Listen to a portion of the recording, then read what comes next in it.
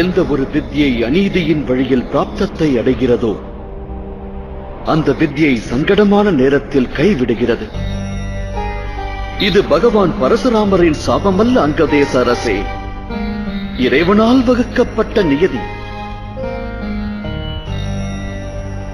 ஆனால் விருப்பம் கொண்டு அவ்வித்யை நான் அரும்பாடுபட்டு கற்றது உண்மை வாசுதேவரே. அவ்வாறு இருக்க ஏன் வித்யை மறக்கும் நிலை கொண்டேன்?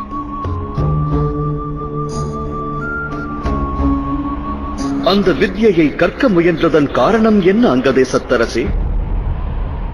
நீ உண்மையில் வித்யின் மகத்துவம் அறிவாயா? அகிலத்திற்கு நன்மையை உருவாக்குகின்ற நல்லெண்ணம் ஒன்று கொண்டுதான் அக்கலையை பயில முற்பட்டாயா?